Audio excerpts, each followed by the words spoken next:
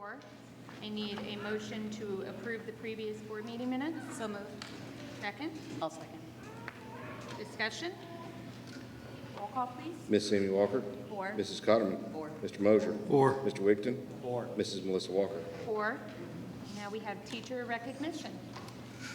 Okay, I'd like to recognize some teachers this evening regarding the growth that was shown by their students on their test scores last year.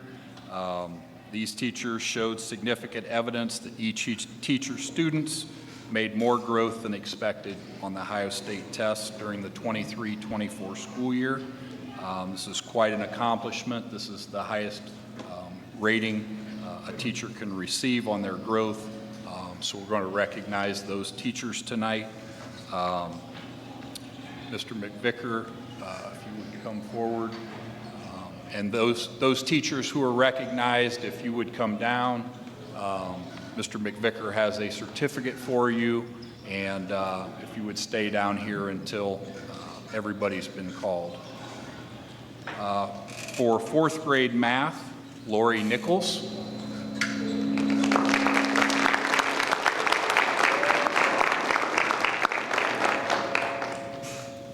4th grade ELA, Jordan Allman. No, I'm okay. 5th grade math, Troy Stimper.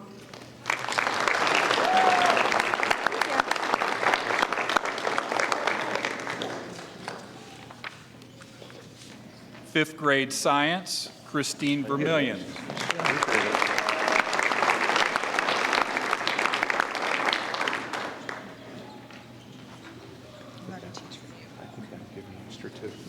Eighth grade math, Krista Shutt.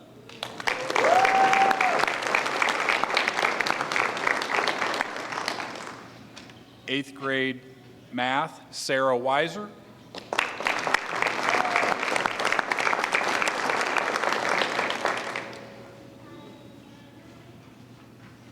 High school ELA, Jen Brandstetter.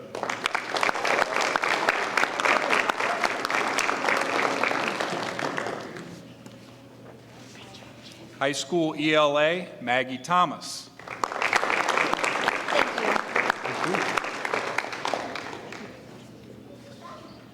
High school ELA, Carly Utt.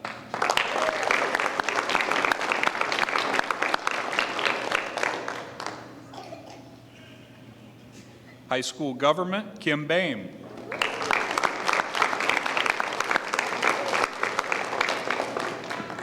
And high school government, Matt Wade.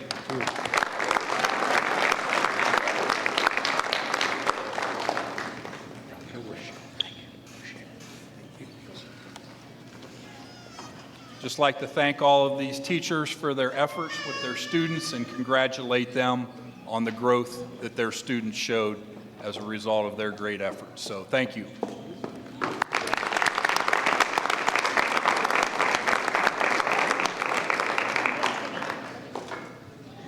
Thank you. Good job. Thank you all. At this time, we'll recognize any visitors that wish to address the board regarding anything on the agenda. Okay, we'll go through our committee reports. Legislative, or Athletic Board of Controls. Meet next month. Yeah. Student representative.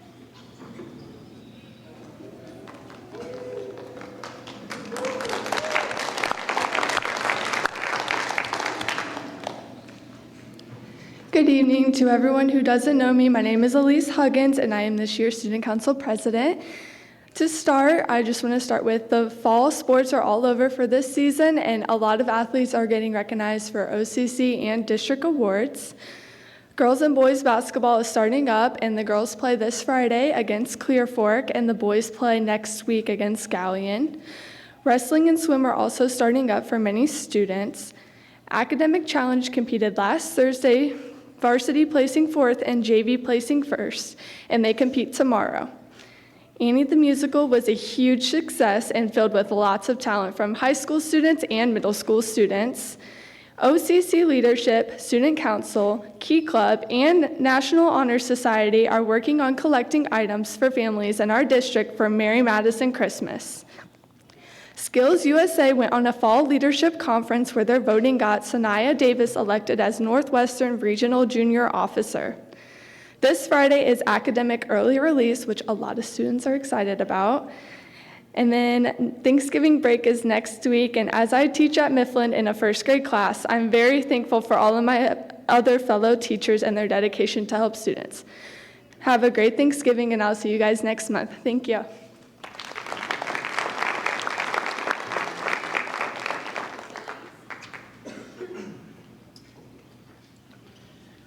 Just two quick updates.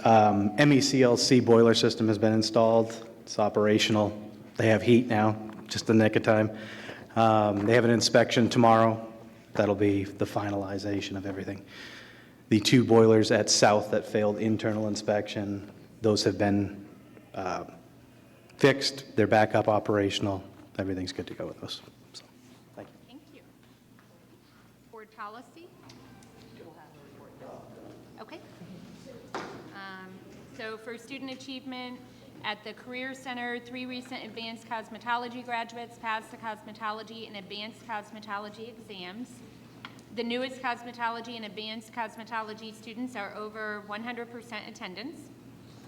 One recent nail technician has opened her own salon and is speaking to other Career Center graduates about working for her. 2 recent graduates passed the Registered Medical Assisting Program, 4 students completed the STNA program, and 4 students completed the Adult Diploma Program requirements in STNA, phlebotomy, and construction and welding fundamentals tracks. At the high school, as Elise mentioned, the fall musical Annie Jr. was a success. They want to give a special thank you to Mr. Green for continuing to grow the Madison Performing Arts Program. The annual CCP Information Night was held Wednesday, November 6th at 7 p.m. in the middle school auditoria. This was for any and all students who are interested in taking College Credit Plus classes during the 25-26 school year, whether in person at Madison, on campus, or online. Representatives from North Central State College, Ashland University, and Mount Vernon Nazarene University were present to answer any questions. The Madison Academic Boosters received a large donation from the Madison Lions Club. This donation will allow them to bring back the All-A lunches. Traditionally, we do lunches for the All-A students to show their support and appreciation for their hard work during the school year. First up this school year is a taco bar provided by the Culinary Arts Program. Being able to provide this extra perk for our All-A students at these events again is very exciting. Thank you to the Madison Lions Club, and thank you to the Madison Culinary Arts Program.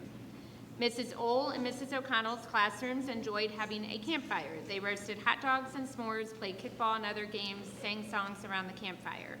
Gary and Jenny came from Richland New Hope, and they also had other friends stop by to join in on the fun. It was a great day. The Academic Challenge team competed in the OCC tournament on November 4th. The varsity team finished second in the tournament for the second year in a row. Varsity team members are Sam Myers, Cam Porter, Bradley Cotterman, Bryce Tudor, and Ian Parker. The JV team won the JV competition, which is the second year in a row the JV team won their part of the tournament. The JV team members are Piper Donahue, Kaylee Stone, Brett Lucas, Hannah Fultz, and Santana Hoffman. Congratulations to both teams for their outstanding performance this year. At the middle school, the first 9 weeks, they had 54 students that received all A's and 151 that received all A's and B's. Students were able to raise a little over $1,500 for Mary Madison that will help their classmates here at the middle school. Students are gearing up for the winter iReady diagnostic that will take place before Christmas break, and they're looking forward to seeing the progress they've made so far this school year. At Eastview, they just celebrated their first PBIS event with a petting zoo. The second graders also just had their concert and did a great job under the direction of Mrs. Walker. At Mifflin, students recently earned their Q1 leadership celebration where they attended the Sky Dome to learn about our solar system through an in-house planetarium. On November 11th, Mifflin students honored our veterans through the annual Veterans Day program, and the school was decorated honoring these outstanding men and women. Mifflin also had a fantastic turnout for Donuts But Dad with over 400 students and parents in attendance. At Madison South, they've analyzed their behavior data from the first quarter and are excited about the good start students got off to this school year. For the first quarter this year as compared to last year, they saw a decrease in their in-school detentions by 22, out-of-school detentions by 17, and bus write-ups by 10. The majority of the students are following the expectations and receiving lots of positive rewards through the PBS program because of it. And then superintendent's update. Yeah, just a few things. As far as the school year goes, we are not quite halfway through the second quarter, although interims will go out this Friday. And as Elise shared, we hit Thanksgiving break next week, and we'll be off Wednesday, Thursday, and Friday of next week. Tomorrow is the November Senior Citizen Luncheon, and made the decision to move back to just one session of the luncheons. Our numbers were down from where they were last year, and so we're just doing one session of that each month, and that's at 11:30 each month. We have done a lot of planning for the 100 years celebration, the Madison Staff Reunion Dinner, which is for all past and current employees of the district. Mrs. Neron, Mrs. Cox, and Mrs. Eckenweiler have been working very hard at planning that and preparing for that, and we look forward to a really nice evening on that night. I don't have the date in front of me, but it's in February. Speaking of 100 years, I was looking for a board agenda item from the past, and I was looking through the 50s, and I'm not going to really read any of these items, but what I uncovered in the district, there was a lot of growth during the 50s, and so much so that we had to build Worcester Heights Elementary on this site. And what I found was interesting as they prepared to build what is currently the high school, which at that time was a new high school. At that time, the old junior high was the high school. They were looking for sites to put the new high school on. And there was a lot of debate around two different sites. And I found that interesting. Obviously, one of the sites was where the high school sits now. But the other site that they were looking at was on the corner of Ford Road and Hickory Lane. It was owned by Jesse Beer at the time. And the board voted, and by a 3-2 vote, the site was determined to be where it is now. And they purchased 50 acres, and that's where the high school was built. And then a short time later, as I was reading through the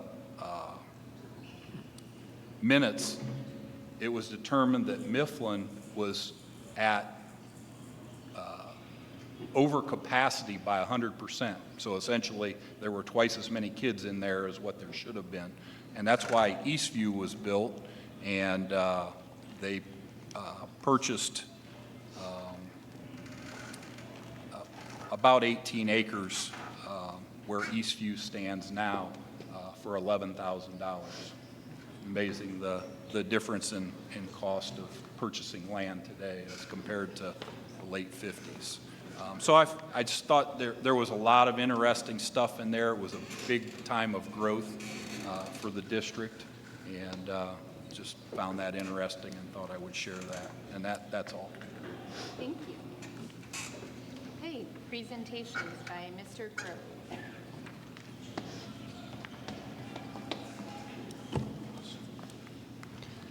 Good evening, everybody. How are you guys? Doing well? Okay. Thank you tonight for a few moments here to talk a little bit about career tech here at Madison. Are you guys able to see this? Okay, cool. So tonight we're going to go over a little bit of review for our CTPD. CTPD is Career Tech Planning District. So We are a comprehensive high school, so that means we are our own CTPD.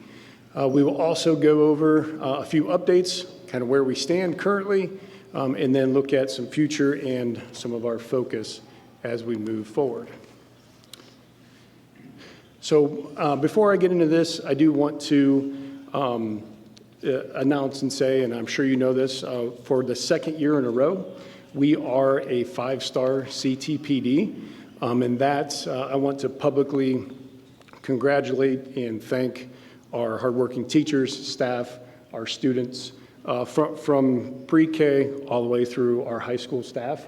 Without their hard work, determination, dedication, this 5-star CTPD rating would not be accomplished. So I want to thank them and our students for their hard work and dedication. So getting into it a little bit closer here, our achievements, again, very, very similar to last year. Again, overall, we've significantly exceeded the state standards with our overall report card rating. So our achievement and technical skill attainment, this particularly looks at our web exam scores. So each of our 4 courses, each of our 2 courses that our students take within their 2 years, there are web exams that go along with each of those courses, and our students are graded upon those. And as you see there, that percentage is the amount of students that are proficient or better when it comes to taking those web exams, which are particularly tied to their industry and their curriculum and their program and standards. Not quite 5 stars, continuing to utilize professional development, working with web exams. We are able to send staff to professional development opportunities to help write those tests. They also get an opportunity to take those tests so they can be a little bit better educated on how to guide and navigate our students for their success as well. So that's extremely important. Within the achievement bracket, we have a performance index, and this is an area of focus for us as we move forward. Only 3 stars here, but what's unique about this is this rating takes into the account for all of our students within science, English, math, and social studies as well. So it's not just career tech related. All of those core subjects obviously play a part of the holistic part of the student. So we do get a rating on that with our performance index. And I'll talk a little bit later about some of our goals of trying to move that and try to increase that.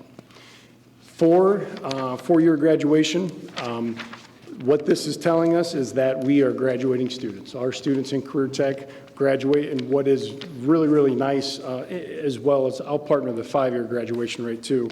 Both are 5 stars. Career tech gives our students opportunities through a number of different pathways. If students maybe struggle on their end of course exams in Algebra 1 and their English. So what the state allows us to do is utilize things like web exams and industry recognized credentials to use that in place of their competency for ELA and our Algebra 1. So it's really, really important that our web exams and our students are earning at least 12 credential points within a pathway as a foundational piece if they need to, and then the 250 work-based learning hours, as well as the Ohio Means Job Readiness Seal. If we're going to use something in place of those end of course, we have to have a foundational and a supportive measure. So that's why those 4 things are extremely important. And again, everybody works extremely hard to get our students to graduate through career tech. So hats off to them. The next piece, career and post-secondary readiness. This is, in essence, looks at a number of different things. Are our students ready to go? What is their next steps?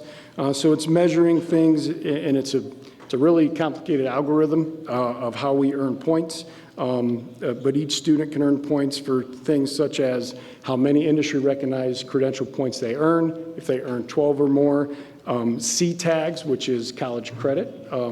Passing career tech courses does equate to college credits. Internship, work-based learning, career tech, student organization leadership.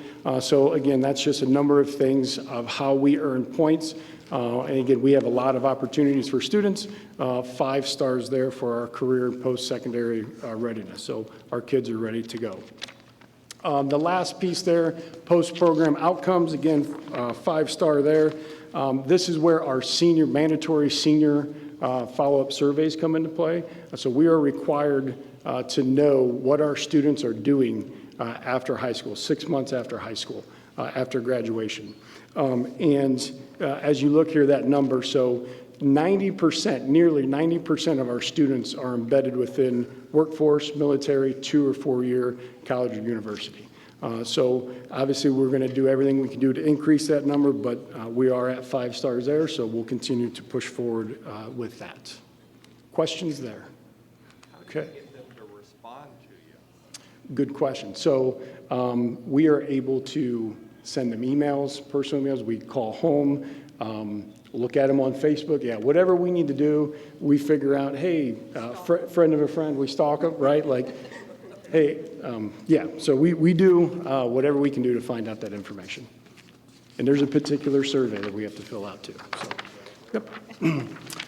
So career tech update, work-based learning. Currently, we have over 70 students placed on work within their work placement, internships, so which is we're on track to beat our number from last year, which is good. Currently, we have those 70 students have tracked over 99,000 hours. So last year, at the end of the school year, we had roughly 40,000 work hours logged. So we're pretty close to being on track to getting that number here, as we're not quite, we're halfway point through the second quarter here. So on track there. Industry recognized credentials, again, extremely important. We have so far 115 that are documented and recorded. That is going to be expected to be about 400 by the time our students are finished. Again, this is juniors and seniors earning industry recognized credentials. Also, part of that is our senior credential only program that we created. Students are earning a credential with that, even though they may not be enrolled into a career tech program. That's an option and opportunity for them to earn an industry credential. Sophomore recruitment. Mrs. Von Stein has been working extremely hard. She assesses all of our sophomores. So right now, as it stands, you can see the percentage there. Again, this is just very, very rough. But if students were to have to choose a program, one of the 11 that we offer, this is in essence their first choice of what they would like to do. Again, this isn't concrete of how many students of the sophomore class are choosing this and are enrolled. But again, that's just the kind of the initial phase of our recruitment process for our sophomores. So looking good there. Future and focus. That first tab there, career tech exposure. So one of the things that we, sitting down with Mr. Turlow and some of our self-assessments that we've worked on, especially with special ed, learning and understanding that students across our grade bands, I need to do a better job of exposing and sharing what career tech options and opportunities we have here in our district. And that goes from, K all the way up to middle school, and even in our own high school. So part of that is the state of Ohio is really pushing a greater exposure, particularly in middle school. They're really looking for some full middle school programming. So we offer 3 or 4 courses and programs already, but obviously nothing set in stone, but just exploring to see how we can continue to expose and expand career tech into our middle school. Delivering career tech to all students is extremely important. So looking at potential things, exploring a JTC program potentially, a job training coordinating position that is in essence kind of targeting some of our students that may not be serviced with career tech, with some of our low incident disability students, offering career tech education to them, because career tech is Career Tech education is for all. So how can we look at that to expand those offerings? Our only federal indicator that we did not meet once again this year is our non-traditional student placement. Again, with our lottery system, and we do not handpick and select necessarily students for their program with the lottery system. So we can't pick and choose if a program is full necessarily. If a program is male or female dominant, we can't choose a male or a female to get our non-traditional numbers higher. We don't do that. So this is something that is, we continue to try to expose those students to as many opportunities and options that they can have, so they do select a program and hopefully get into that. We want to next explore CTE offerings, again, partnering a little bit with and looking at the JTC, but particularly with our options with our OTC right in our own backyard. OTC is Ohio Technical Center with our adult education. There's been some new things come out where we could potentially partner with adult ed. So, for example, we don't offer phlebotomy at the high school level. However, we do have an adult phlebotomy program. So looking at things like that, how could we, again, expand some offerings for our students? What does that look like? Pretty complicated when it comes to funding, resources, and those types of things. Again, very, very early on learning what all of that is and what that entails for us, but something that we are exploring. And then that last piece, alignment in academics. Our industry-recognized credentials, working with our industry partners through our advisory boards, knowing exactly what they're looking for, which skills are going to help our students be successful right out of the gate is extremely important. So we want to continue to align with that, as well with higher ed and CTAGs and our articulation agreements. So again, our students are earning college credits that are in our programs. When they complete their courses, they are earning those college credits that they can take with them to help with some of their tuition. Sometimes those credits can help students earn a full tuition freedom scholarship potentially. So those things are extremely important. The performance index, Mr. Conway and I, we had conversations on how can career tech staff, how can we have an impact on our performance index? Even though our teachers, particularly career tech teachers, are not necessarily teaching those day-to-day tasks of the cores, math, science, English, and social studies, but how can we support and continue that rise for our performance index and really moving those limited students, basic students, limited to skilled, advanced, and those types. So partnership with that. Quality program review outlook, continuing to look at those three things, components that the state is asking, making sure our programs are good in quality and we're doing those things that we need to be doing. And then, as always, increasing our industry partners. Kokosing was just in doing some presentations. I know we were partnering with Avita, Ohio Health, just had a meeting with Carton Service over in Shelby. So anytime that we can expand our industry partners and increase those to provide avenues and opportunities for our students, we're going to continue to do that so they can be as successful as possible. All right. Any questions? Okay, thank you so much. Okay, moving on to donations.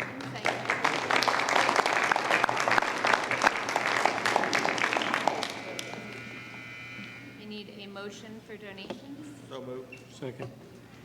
Discussion. Just like to thank all of those who donated to continue to help our district. Those donations are very valuable. Roll call. Mr. Wigton. Four. Mr. Mosier. Four. Ms. Sammy Walker. 4. Mrs. Cotterman. 4. Mrs. Melissa Walker. 4. Item J, I need a motion for treasurer's business. So moved. Second. Okay, discussion. Okay, we're going to start with the monthly financial report as submitted. So we'll talk about the revenues. Revenues are down in October because enrollment was down by about 60 students. What it happens is the state foundation is based on previous years' ADM for August and September. enrollment is counted in October for the first time, and then they use the current enrollment for the foundation. So since we're down about 60 students, state foundation decreased dramatically. However, there were some counts that were submitted in October that they weren't updated until November, so the forecast is based on the November 1 State Foundation report, and I do anticipate the State Foundation will rebound a little bit in November. It won't rebound to what it was, but 67% of our monthly revenue is State Foundation, and a $287,000 deficit decrease because of the enrollment really kind of hurt us. Right now, we're about 26 days cash on hand, and that metric's going to keep going down and down until March when we get the real estate settlement. That's really not where we want to be. Our goal, as you'll hear later, 60 days. It's really recommended to be at 30, but we're now at 26. Expenditures, fiscal year date expenditures are up. One of the reasons they were up this past month significantly is we had the unfortunate incident of having two water leaks, water main breaks, and a gas leak, and then we also had to replace some concrete. So that significantly ate into our expenditures last month.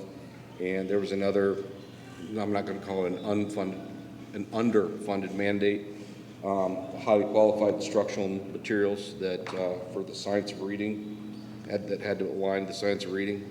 We were forced to purchase those, and the state is reimbursing us at less than half of what they cost. So when you have things like that go on, obviously your expenditures are going to increase over the previous year. So that's why you'll see supplies and capital outlay significantly increased over this October of last year. There's also some other things like up until this point, we had 3 years of ESSER funds that we could use to offset expenditures, and those are no longer available. So those expenditures either have to go away or have to go back to the general fund, which causes an increase. Next page, those are updated to this financial forecast. It shows the ending cash balance at the end of the fiscal years, how it is just diminishing, and in FY28 it'll be negative. FY27 we're just barely scraping by at the end. The next graph down, next graph down is the revenues, expenditures, and cash balance. And the bottom line, the dark green, you can see how it dips into the negative after FY27. That's the cash balance. The dark green are the expenditures, and they're just steadily increasing. And the revenues kind of fluctuate a little bit. They increase some, but not as steadily as the expenditures. And then the bottom is the ending cash balance, where it's anticipated to be at the end of each fiscal year. And the last is the revenue and expenditure comparison based on the forecast and where we're at compared to last year. The revenues, obviously the real estate's higher because we passed the levy. Thank you to the voters.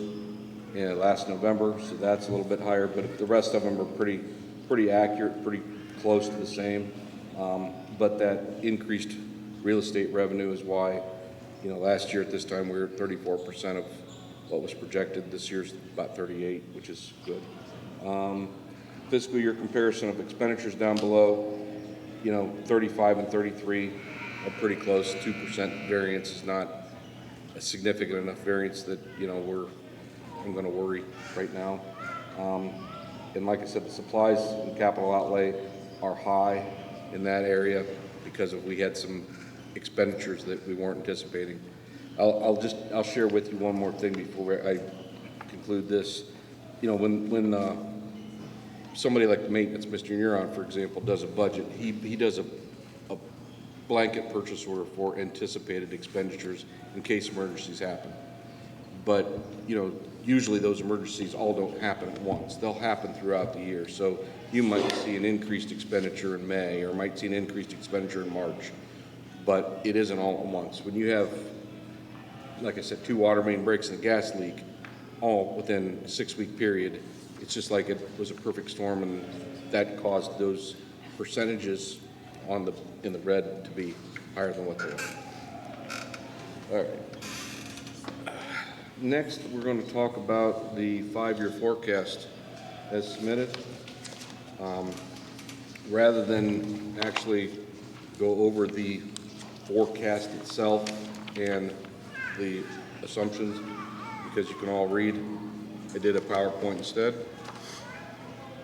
So just a general broad overview. The forecast, I do it and submit it twice a year because we have to legally, but it really is a tool for the board. It's your tool to do planning, your tool to, it's the auditor's tool and the state of Ohio's tool also to make sure that we're not in financial distress like an emergency or watch. But it's what we would use as a tool, the board would use as a tool to help direct, whether or not we need to go to a levy and things such as that. It is only the general fund. There are other funds out there that are not in here. For example, food service. When we built this building, there was a maintenance fund that is only for this building. That's not in here. Things like the principal's accounts and student activities are not in here. It's just general fund expenditures, which primarily pays the main bills, salaries, utilities, and things such as that. Forecast is just basically, it's a snapshot of the future. It's what we know today, and obviously what I know today is different than what I'm going to know on December 31st. So it's important to look at the assumptions when you talk about the forecast, because the assumptions are based on what I know at this point in time. And assumptions, they're basically explanations for, how I predicted or forecasted what things are to be.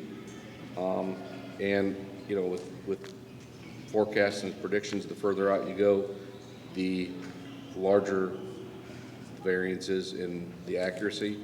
Typically, between, let bet 98% accurate within the first year, might go down to 95 by the third year, but, it's still pretty close. 5-year forecast is broken into 2 sections. Like any budget, you have revenues coming in and expenditures going out. So that's the way the 5-year forecast is broken out. And at the end, there's just a couple lines that summarize what you should see, what you're seeing. So the first thing I'm going to talk about are the revenues. So we should be having about $38,833,406 in revenue this year. And 92% of that is either real estate taxes or state foundation. So since those are the 2 main streams, those are the 2 main things I'm going to talk about as far as money coming into the district.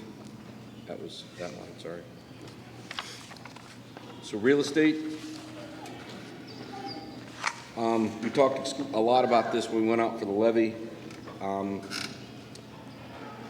Operating levy was passed in November. It increased our revenue significantly, and it was essential to the operation of the district. But real estate is kind of complex, and there's not a lot of things that affect it. For example, we get board of revision changes in between the years that they're either a reappraisal or an update. We have a reappraisal or an update, and new construction. When you look at this forecast and you look at the property taxes, you'll notice that, between 24 and 25, there's a major jump. Well, there's a major jump because we underwent a reappraisal and we passed a levy. You'll notice between 25 and 26, there's a small update. The reason it's a small update is because the only growth we're going to get is on new construction, and the only decreases we're going to get would be on like board of revision hearings. 27, you'll see, between 26 and 27, you'll see a pretty good size increase again. Why? Because 27, we're going to go under a triennial update. When we undergo a triennial update, we do get some growth on inside millage. It's the unvoted millage that is by law, it's 10 mills that has to be, you can't vote it, and we get a percentage of it. So, and also, since the triennial update, there'll be increased valuation, which will cause more inside millage. 28, you'll notice a giant decrease. Why is this? No, it's not, it's just yours, sorry. 28, you'll notice a giant decrease. The reason you'll notice that decrease is because 28, our 1992 renewal will go off, and we're not allowed to project a renewal until it passes. We're not allowed to project that a levy is going to pass until it passes. That we can put it down at the very, very bottom of the forecast, but we can't put it up here as expected revenues. And then you'll notice the same thing in 29. A levy that was just passed last year is expected to go off, and that's why there's a significant decrease in 29. So those are the reason of the changes in the real estate revenue, and that's, you know, like I said, 40% of our overall revenue stream. The next part of revenues is state foundation, and that's 51% of our revenue stream. That's kind of broken down into two things, restricted and unrestricted. Restricted means that, you know, that the state says you have to spend it on disadvantaged pupil impact aid. You can't spend it on insurance for general ed teachers or salaries for general ed teachers or student wellness and success. You have to spend it on counseling and things like that. There, if you look, you'll notice the restricted grant and aid is increasing. So they're increasing what they're restricting, and the unrestricted is not increasing as much. Also, funding for this is done with a biennium budget at the state, and right now we are at the end of second biennium budget. It'll be done in June 30th when this forecast is over. When it was originally passed, it was supposed to be a 6-year phase-in. So if everything goes like it should, there'll be 2 more years of the Fair School Funding Plan that will be voted in next June. That was anticipated in this forecast. We are actually, can't use the word capped because we're not really capped, but what happens is we're phased in. We're not getting as much funding from the state as the state says we should if we were on the formula. But instead of giving it to us all at once, they're phasing it in. And I'm hoping and anticipating and assuming that they're going to pass the Fair School Funding Plan and will continue to phase in that funding. But once again, if you go back to my May forecast, the state aid was about $120,000 higher than this time around because we lost 60 kids, and that 60 kids equated to about $120,000 loss in state funding for this year. How much did we lose when they reduced our 7.5 mil levy? A little over $200,000 a year. A year? Yeah. We're actually collecting 5.59 mils instead of the 7.5. So it over the 5 years, it's pushing $1 million out of our pocket that we anticipated we were going to have. That's also why in 28 and 29, because like I said, the next biennium budget will be 26 and 27. I have no idea what 28 and 29 will bring, so I only projected a small increase. I mean, a conservative 1%. They could just guarantee and say you're not getting any, or they could say your enrollment's declining and you're getting less. I don't think they'll do that. I have to base it on historical trends, and if you look at historical trends, that's conservative but pretty close. Expenditures, we're going to spend about $38,744,877 this year, and 85% of that is going to be on salaries and benefits, and another 11% of that is going to be on purchase services. So, when you're looking over 95% of your budget's based on 3 different line items, salaries, benefits, and purchase services. That's what I'm going to spend my time on because that's the meat and potatoes. Salaries and wages. So salaries, I'm just going to read this. Salaries are determined by the negotiated agreements. 25 through 27, fiscal years 25 through 27, classified, confidential, and administrative salaries are based on a 2% annual base wage increase. That includes the steps for all years. That's already been negotiated in.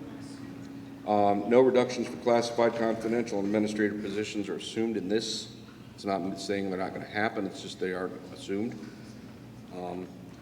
No base wage increases are assumed for 28 and 29 for these classifications. Doesn't mean they're not going to get, the steps are still assumed, but a base wage increase, as it hasn't been, that's beyond this negotiated contract, is not put in, so that's flatlined. For certified employees, which are the teaching staff, a 2% annual base wage increase is assumed upon the ratification of an agreement through FY27 for 3 years, and that includes steps as well. And once again, there's no base wage increase assumed beyond FY27 for that in this forecast. There may be some staffing reductions need to maintain efficiency to balance the budget. As enrollment changes and staffing needs change, will also change. So reductions are, and maybe even additions. If enrollment increases, maybe we even have to add. But we need to consider reductions or additions to maintain efficient operations and address programming needs. For this forecast, right now, only one certificated position reduction is assumed throughout the forecast, and that's at FY26. We've already discussed, Mr. Peterson and I have already discussed a position that is not going to be offered next year. And then in addition to that, the state STRS just reduced the retirement to 33 years for the next 3. So what I did is I looked at the number of individuals that have 33 or more years of experience, and I figured the retirement of those individuals over the next 5 years. So, but I did figure in replacement of those. So let's just use round numbers. Let's say a person that's making $75,000 a year retires, and they hire somebody at 50, that's a $25,000 savings. So what I basically did is took all the retirements, figured out what would be replaced with a teacher that was newer into the profession, and that one staffing reduction of a person who's going to retire.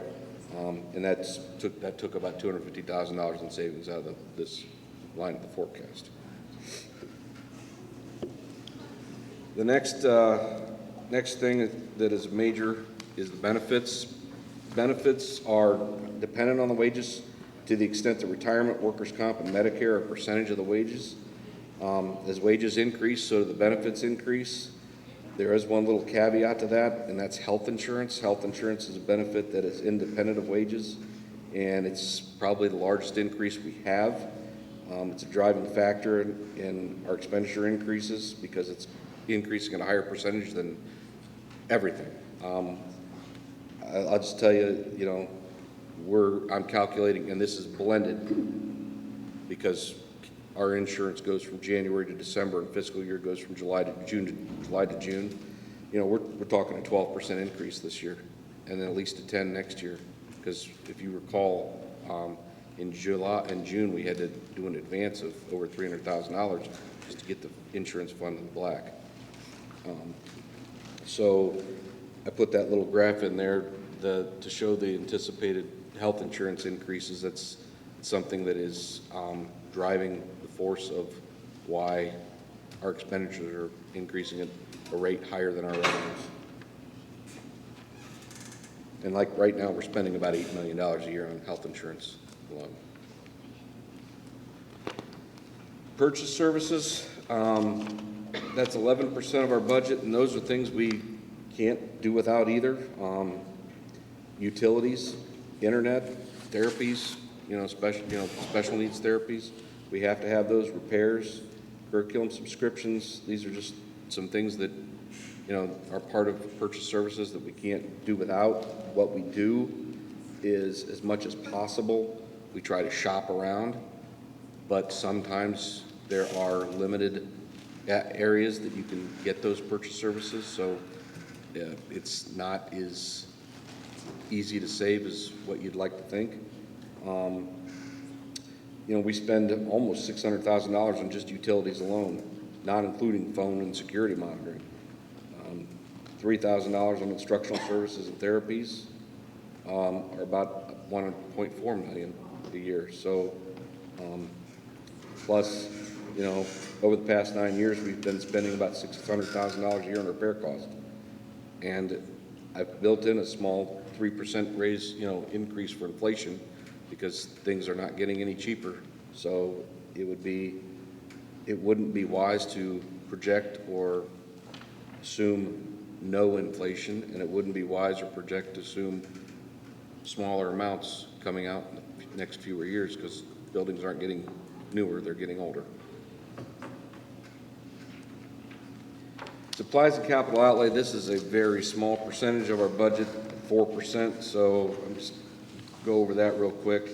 Basically, the difference between a supply and capital outlay is, one, how much it costs, two, can it be depreciated, you know, and the life of the life of something.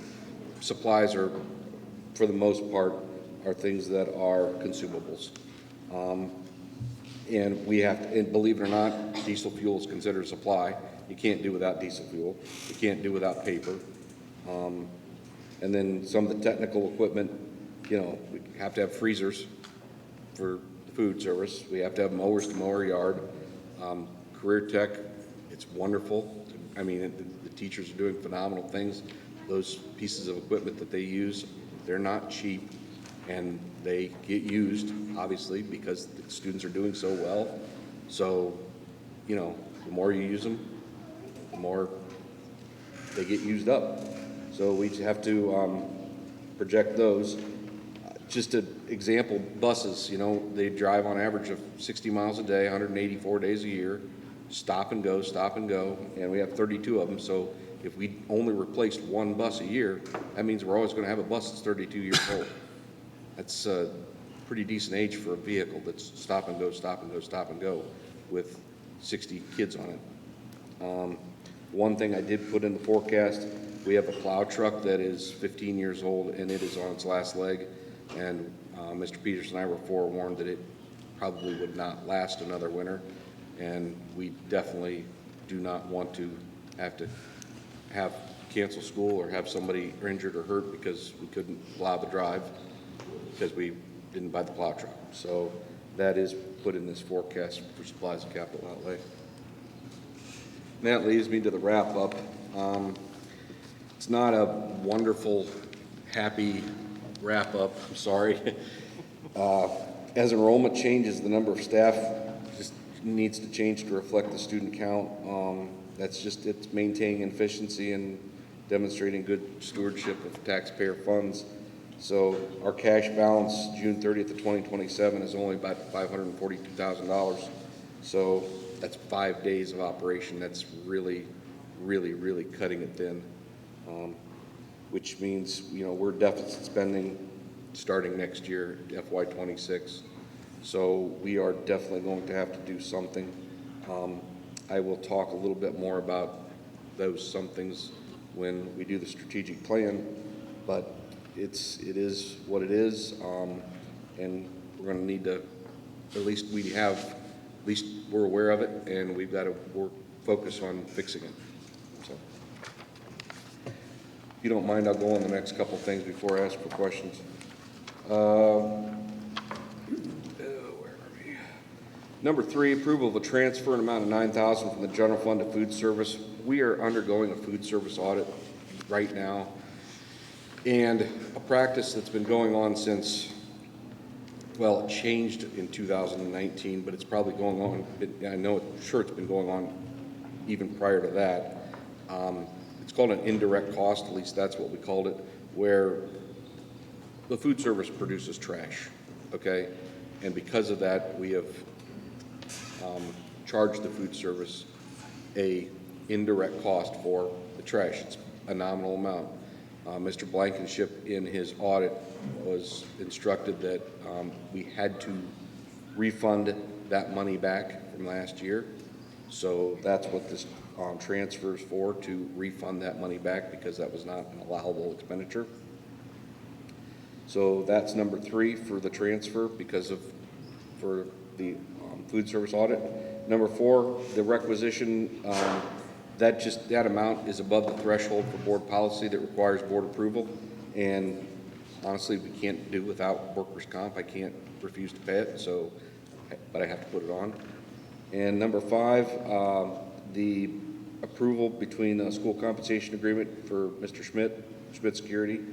Basically, it's on here, but it's not something that we can even deny. I just put that on there because I thought you as a board and the public needed to know that it's a abatement agreement between Schmidt Security and the city planning commission. We don't have the ability to deny it or stand in the way, because that's the way the law is, but I did think you needed to know, so that's why I put it on there. So 1 through 5, I went through a lot. Do you guys have any questions for me? Just to clarify at number 5, that they were just obligated to let us know that that's what the city Correct. did. Correct. Thank you. Yes, you are correct. Roll call. All right, Mr. Mosier. 4. Mr. Wigton. 4. Miss Amy Walker. 4. Mrs. Cotterman. 4. Mrs. Melissa Walker. 4.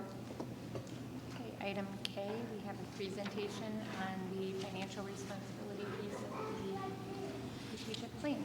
All right, the strategic plan is this piece of paper that you have in front of you, but rather than read that piece of paper and the resources and the timelines and all that, I'm just going to kind of go over it. And basically on that committee, Mr. Peterson and myself co-chair it, but Mr. McVicker, Mrs. Montgomery, and Mr. Blankenship are all on that committee. So, we all sit in a room and discuss the strategic plan, the goals, what do we need to do, how do we need to change it.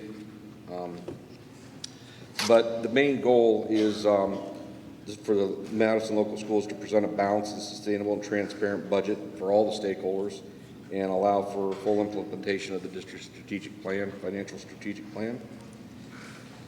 So the first strategy, this is just like the forecast and just like every other budget, the monthly thing I give you, it's broken down into expenditures and revenues.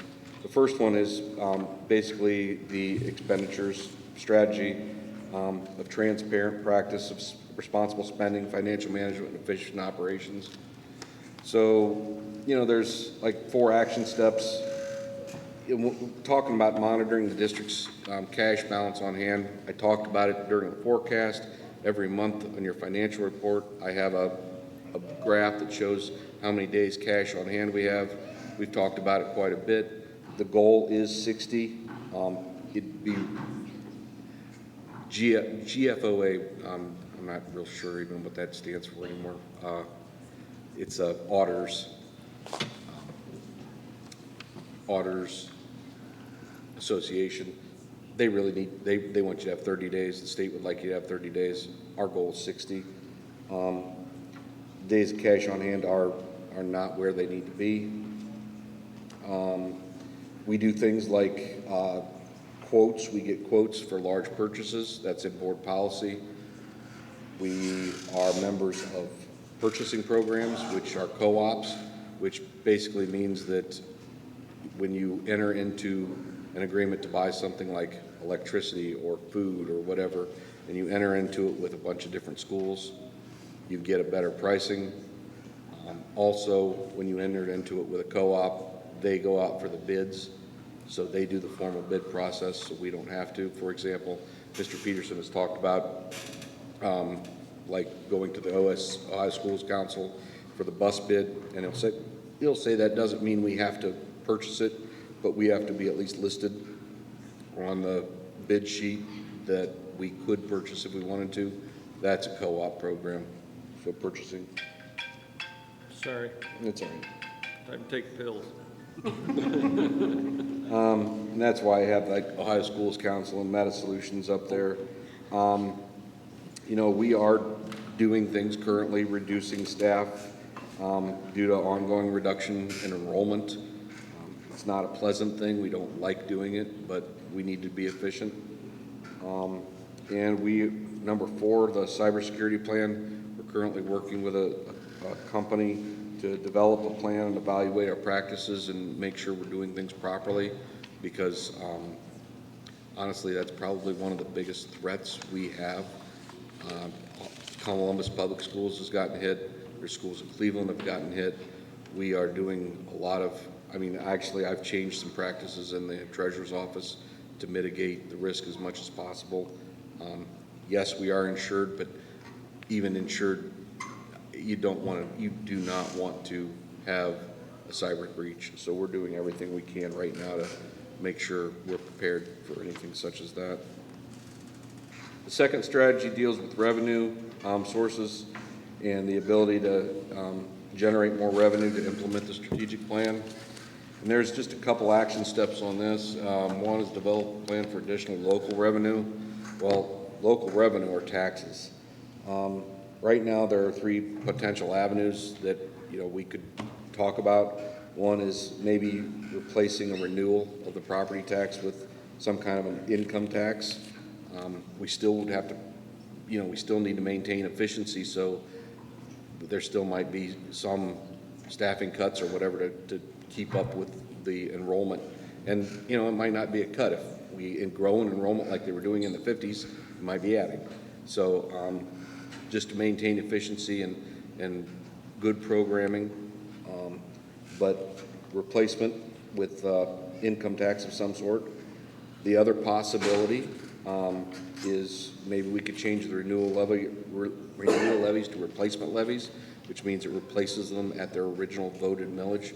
So instead of the 5.5%, it'd be of millage, it would be back to 7.5. However, if we do that 1992 levy that's been being renewed all the time, we would lose the homestead and rollback state reimbursements from that. So it's kind of a double-edged sword. And once again, any kind of reductions for efficiency. And the last possibility is just to plain old seek the renewals again. But if we do that, we're still really, really, really in the negative, and that's going to require some major changes, like we had talked about prior to what would happen if the levy didn't pass. So that being said, those are the 3 options that we've talked about so far for local revenues for operating. And the other one, aggressively pursuing things like grants and other alternative sources. I'm going to have to give some kudos to Mr. Peterson on this. He's been aggressively pursuing things like solar energy. We've talked to a company and we've reached out to them and seeing if we could possibly lease some of the ground that we have for solar field. We've talked to cell phone tower companies. That hasn't gone anywhere because it really is not very lucrative, but we're still looking into it. But we're getting grants all the time, and when I say we, it's not just this levy committee, I'm sorry. It's not just this strategic action plan committee. Sonia, Jacob, Andrew Ditlison, I get things all the time for people getting grants for one thing or another. So I really have to give some kudos out to our teachers and our administrators for really doing what they can to seek out any additional revenue to pay for things so it doesn't come out of our general fund. Kind of want to wrap this up with we don't have to set anything tonight, but I'd like to request a work session sometime in the early spring to further discuss maybe a plan to phase in for some operating, but that would be, like I said, at a later time, but I'd like to encourage that board to have a work session with us. So, are there questions on the strategic plan before we move on? Anybody want to add anything? All right. I need a motion for item L, matters related to personnel. I'll move. Wait, Second. don't we have to, don't we have a vote? I'm pretty sure it's business. Did we? Okay. Oh, I'm sorry. Yeah, we moved on. I told you I needed to.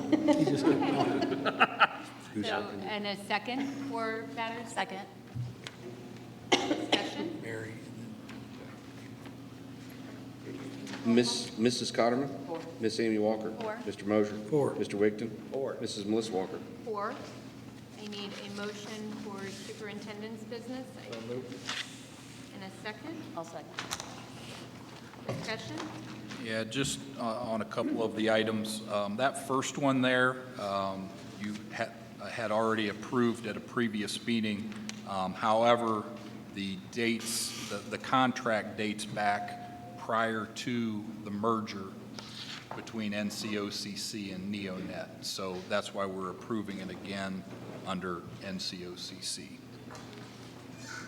And number 3, which Brad already alluded to in his report, you know, that is not typically a purchase that we would be making right now. However, with one of the vehicles that we plow with being on its last leg, we didn't think we could risk another winter with that and the potential for being down a truck and not being able to get our lots plowed.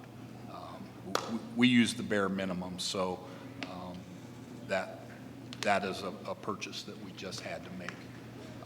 And we looked into trading in the vehicle that we have. They were going to give us $1,500 for it. So that's worth more to us keeping as a spare rather than trading it in. So just wanted to share that because that's not a typical purchase we'd be making right now, but feel like we have to do it. That's all. Roll call? Mr. Wigton? 4. Mrs. Cotterman? Miss Amy Walker? 4. Mr. Mosier? 4. Mrs. Melissa Walker? 4. At this time, we'll recognize any visitors who would wish to address the board. Okay. Item O for President's Business, our next regular meeting will be at 6 p.m. on December 18th here. And I need a motion. So moved. Okay. And so whichever one didn't get the motion, we'll give it a second, I'm assuming. Okay. So Mr. Mosier? 4. Miss Amy Walker? Four. Mrs. Cotterman? Mr. Wigton? 4. Mrs. Melissa Walker? 4.